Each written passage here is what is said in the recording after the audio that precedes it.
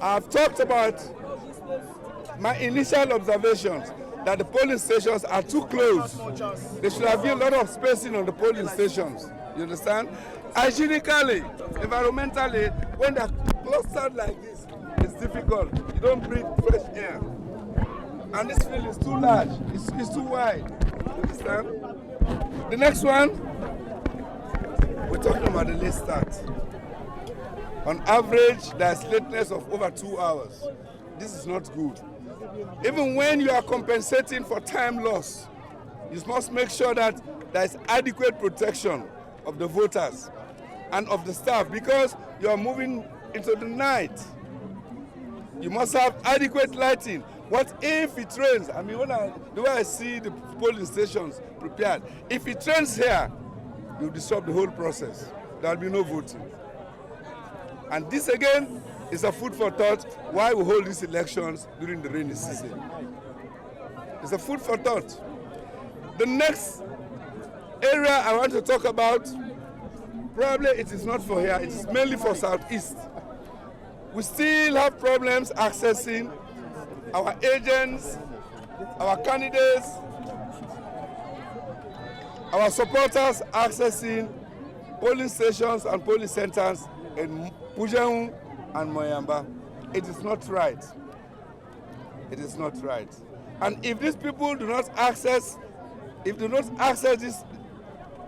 centers or polling stations, I cannot see how you declare these elections to be free and fair. You cannot. Okay? In the Southeast, we have 7 districts.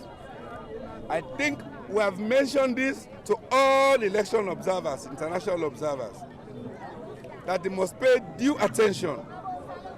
So how supporters of the All People's Congress, the staff of the All People's Congress, agents of the All People's Congress are being deprived to access the polling centers and the polling stations in the Southeast, particularly Bonf and Pujaun. I want them to realize, I addressed them yesterday, that we are all Sierra Leoneans.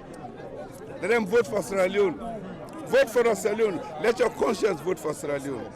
The fourth area I want to address, I've just been informed that there are certain centers where the presidential and mayoral ballots are not available. I don't know whether members of the press here have heard about that. I think we have to correct that. You don't allow voting unless all the ballot papers for all the candidates are available. They are present. Otherwise, if you allow partial voting, it will be difficult for a voter to come back and vote for an absent candidate. Now, another concern, where I read this morning, I have not proved it, but I heard it, that there's a discrepancy in the final voter register. That's given to the political parties which they are using and the one which NEC officials are using. And that's why over the months we have been complaining that a final voter registration is not only for political parties, it's for the general public, for every voter. And these final voter registers must be published way ahead of the elections, so as to give people time to go and verify where the names are, whether their names are. Now you see the problems. You don't come and verify here on the day of voting. In Liberia, I've just seen voter register being published for the elections in October. They've all been pasted. Everybody can go there and check. Why not Sierra Leone? What's happening to us? And all of this borders on the reputation and credibility of the Chief Electoral Commissioner, his commissioners, and the Commission itself. They are not serving political parties. They are not serving presidential candidates. They are serving the people of Sierra Leone.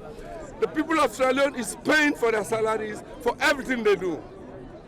Again, I'm emphasizing this. We address issue about the professionalism of the ECSL staff. With all the challenges we don't raise, you still confidence of winning the elections? I'm very confident. Because if I'm not being get confidence, if they're not being afraid of me, they're not for the whole entire I talk so. If they do ballot stuffing because if they afraid that Kamara go beat me.